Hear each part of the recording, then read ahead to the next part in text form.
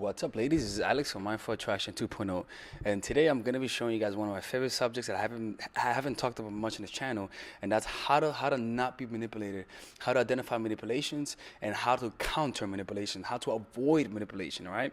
So I'm gonna be going deeply into this topic, and this topic relates to the course, that I'm creating, and it's called The Dark Arts of Attraction.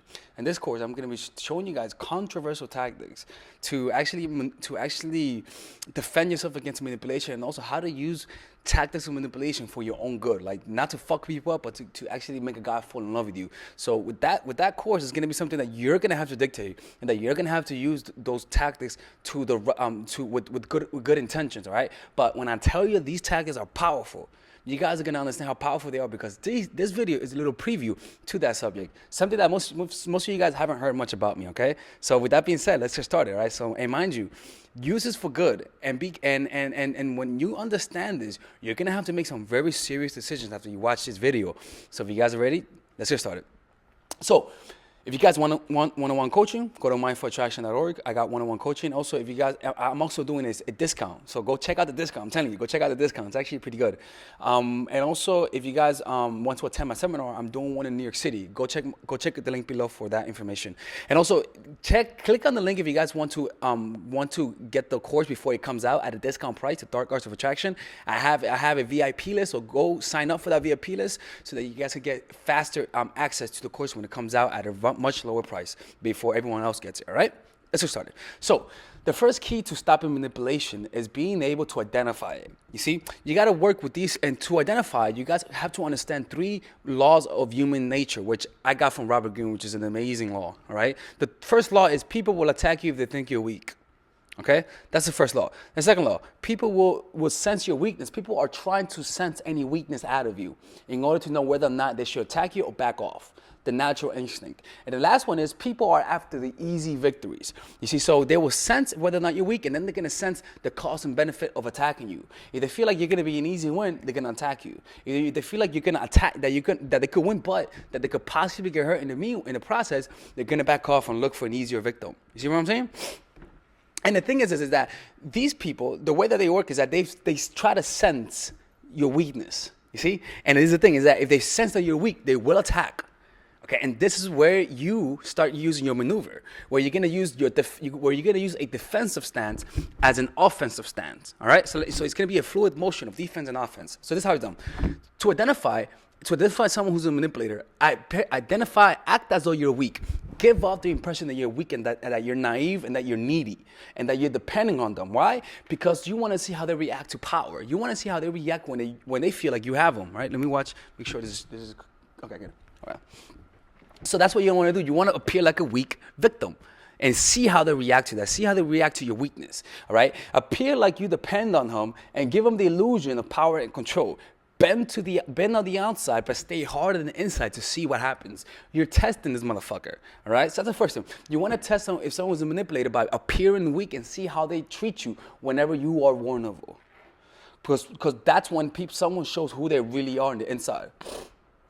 That's the first thing. So to identify, you first act weak and then see what happens. So that because you want to test them. You don't want to get attached to this guy first. You don't want to get attached to the manipulators. The first step in avoiding manipulation is to avoid it in general.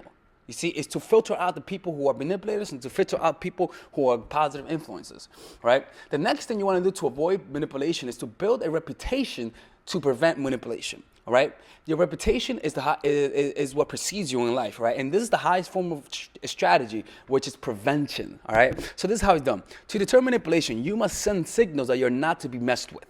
You gotta send those signals, right? You can do this by taking bold action, all right? So, for example, like literally breaking up with someone. Like, for example, if you're with someone and you're noticing that they're starting to get a little too comfortable with you, and they're starting to being late on dates and just getting too comfortable, you break it off. You're like, you know what? We're done. What the fuck? Whoa, wait a minute. I thought we're done. Like, I don't like this kind of stuff. I've never been a fan of guys who act this way, and I have zero tolerance. We're done. This is what it says. You're telling him this. I could dump you any second. You wanna mess around? You see what I'm saying? If he was actually playing a game, he's gonna change that.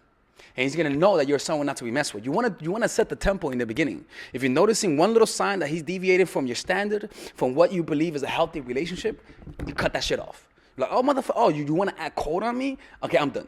The thing is, you have to really be willing to to finish it off, because that's a signal that people feel, the sense that you could walk away at any second. You see, most of the time people are bluffing. Their shows of strength is really a show of weakness. So by actually making a bold move like that, you actually make them, you call their bluff, and you show, and you're able to see whether or not they're actually playing games with you. All right. Another thing is, in other words, you make them feel like they got you all wrong. They thought like they could fuck with you, and now guess what? Now they know they can't mess with you. All right. Rather than directly threatening to leave someone as well, do the subtle thing that suggests that you're about to do it. You see, this plays to people's natural paranoia. So let's say you're with someone, right? And you want to communicate with them that you're not happy with how things are going on, and that you're noticing that he's acting, he's trying to guilt trip you, and he's trying to make you do the things he wants to do. Rather than saying that you're gonna leave him, because a lot of people threaten people to leave. You see what I'm saying? Start doing subtle things that communicates that you're losing interest in the guy. Like literally, for example, not calling him back and telling him that you're gonna call him back, not calling him back. When you text him, you don't respond to him with a lot of ha-has and all those. You respond in a very bland way. The warmth about you goes away. There's no emotion when you text. You hardly respond. There's no consistency. These subtle things show that you're losing interest, you see, and that you're willing to walk away. And if the guy knows that you're willing to walk away because of the past action, and then now you're subtly showing that you're losing interest, the guy's gonna change his behavior. All right. So you must show people that you don't need them. You must make them feel like that you have more than you appear to have. That if they lose you, you'll be okay. That if you lose them, you're gonna be okay. This will make them reassess things. Heck, even if the feeling that you're gonna dump them will make them respect you more. You see, the feeling that you're about to dump them, the feeling that you're losing interest, right, because of their stupidity, will cause men to respect you. And when guys respect you, guess what? They don't play these games against you because they know you're not a girl to fuck with. You see. It is important to let people know that if they mess with you, you aren't nice anymore, and that you could be downright difficult to deal with. You see, if they fuck with you, you're gonna communicate that you're not easy to deal with, that you're done, that I'm packing my fucking shit, that fucking delete my number, motherfucker, we're out. See, you gotta be like that with yourself, man. You gotta realize that people are looking for an easy win, and if you don't give them a hard time when they give you shit, they're gonna keep giving you shit because it feels good to put all of our problems onto someone. Now, what's an alternative way because the first way is through having the reputation of someone who's willing to dump someone. You see what I'm saying?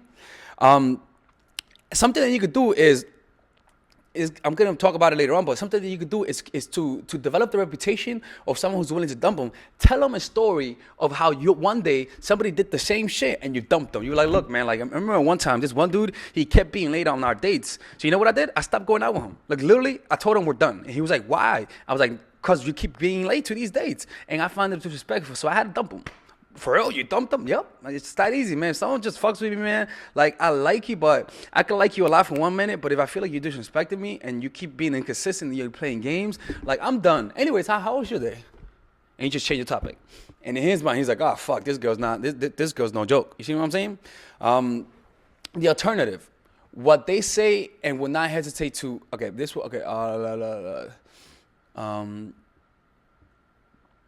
I'm sorry about that. Okay, yeah, so that's one way to do it. Telling them a story about how in the past you dumped someone for fucking with you. Now, something that manipulators use against you are two things, right? Actually, yeah, there are three things that manipulators use against you to attack you. These are their weapons. One, they use your impatience. Impatience is weakness that opens you up to manipulations. You know what I'm saying? Every time somebody makes you feel impatient is to make you make the first move. For example, you text a guy, he doesn't respond. He's doing that so that you can make the first move of neediness, so that you could say, hey, so that you can show the first sign of neediness. You see, he's making you feel impatient so that you can make the first move, so that he could gain power. See what I'm saying? To show inner strength, you must remain relaxed when somebody's making you wait. When somebody is making you impatient, you gotta remain relaxed. And how do you know somebody's making you impatient? You feel impatient. Even though he may be doing it, or it might be just your mind, but the point is that your enemy is always your mind. So you must wage war against yourself and learn how to remain relaxed underneath the tension. When you feel uncertain, learn to be okay with not knowing things. You see, save yourself the chase, time and energy by learning to relax rather than chasing him because he's making you feel impatient because you don't know what's going to happen in the relationship. Because mind you, these are forms of manipulation. You see, you're chasing because you want something out of him. Learn to be relaxed.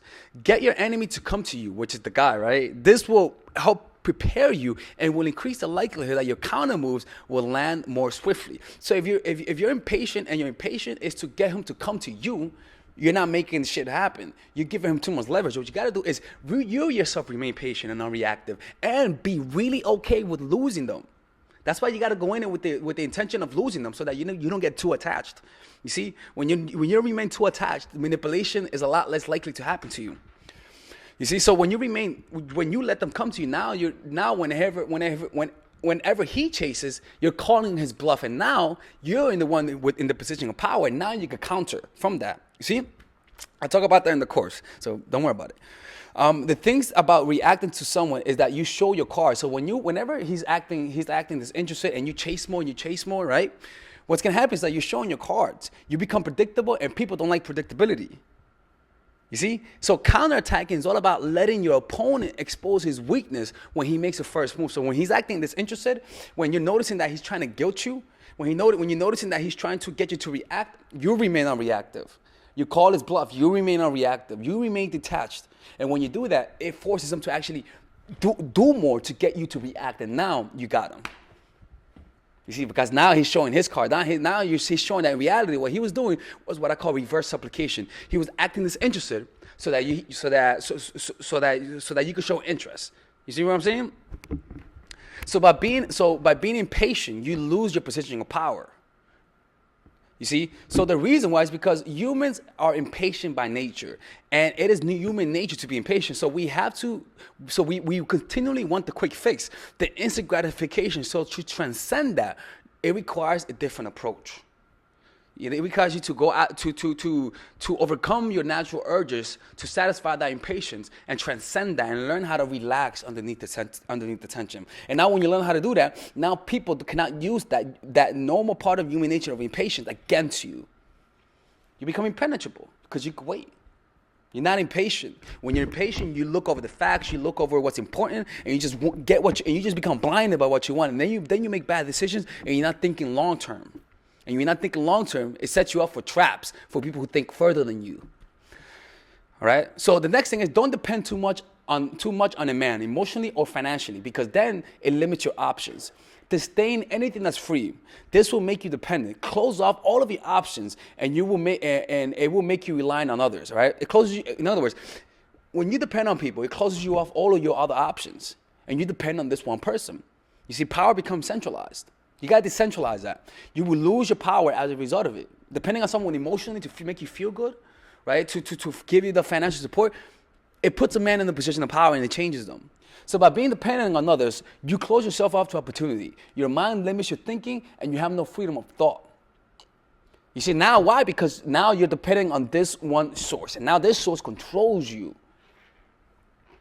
In addition, this causes people to control you. They'll give you what you want, and they can use that as a smokescreen to manipulate you because it clouds your perception of them. Because you depend on them so much, emotionally or financially, that it clouds your perception of who they are, and you think they're better than they really are, when in reality, they could be abusive. You just don't notice it. You only notice you're being abused once you come out of it. Or at least you only see the real, raw consequences of the abuse once you come out of it. Because you might notice you're being abused or manipulated, but you don't know the severity until you come out of it and you notice your battle scars. You see? The next thing you got to do is outside of not depending on the guy and not putting yourself in a position when you depend on the guy financially and emotionally, is face reality. Try to face reality as much as possible. Try to look at reality in the face as much as possible. See through people's maneuvers, what they've done and what they make you feel. See through people's maneuvers. So what they've done in the past and what you feel they might do in the future based on what they've done in the past. That's the best way to judge people. Not based on how you feel about them and what you think they represent, but what they've done in a concrete manner. And also see every act as a grab of power so that you're able to see through the little rosy, beautiful flowers that you paint around them because you love them. See every move as a graph of power and judge it based on that. You're going to see how clear his manipulations are. You know, be pragmatic, but don't resent them. Just just defend yourself. Because when you notice somebody is manipulating you, and your reaction is to feel resentful, right now you're reacting to them, and now you cannot think clearly. You may make a very impatient and rash decision. You see, it's better off to see what they're doing, remain undercover, right, and just keep analyzing and detach yourself from the situation, so that you can plan a strategy to escape it or to counter. But the key is to remain detached. In other words, if you notice somebody manipulating you, don't get too emotional. Relax. See begin to notice what you currently have, what he is doing, what his tactics are, how is he making you behave, how is he making you feel, and judge him based on that. But the thing is, you have to really do this, all right? So by doing this, you'll be able to change your life, all right? And your behavior by better moving closer to reality. And that means challenging your assumptions. You think he's an awesome person, you think he'll never do that to you? That's what will cloud your thinking. The fact that because you love him, you think he'll never do something like that. You see, you got to challenge your assumptions and say, what if this is actually happening? What if this or that? So that you're constantly challenging reality. So to do this, you must wage war in your mind. Consistently challenging your assumptions about people. This connects you to your environment. You're emerging with reality rather than resisting it. Sometimes manipulation is straight in our face.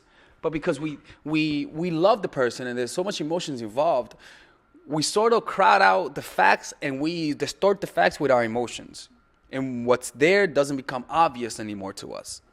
So in order for you to do this, you have to consistently look at the facts. Not what you hope to get out of him, but how he makes you feel. Does he make you feel guilty? Does he make you feel shitty about yourself? Guilt and feeling shitty about yourself is a symptom of manipulation. Look at the source and see if the source is coming from that guy. And notice what he's doing to make you feel guilty, to make you feel bad about yourself. And look at those actions as a graph of power. You see, a lot of people are not willing to do that because the answers that arise from that could be very saddening and treacherous, because they feel like the reality is shattering. But guess what? It's not that your reality is shattering, is that you're getting closer to reality.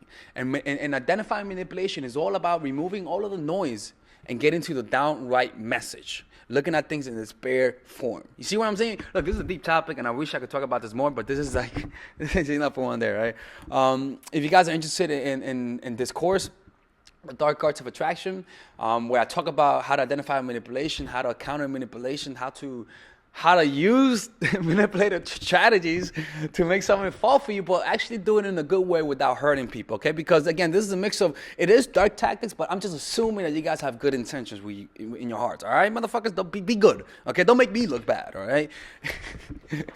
Anyways, check it out, okay?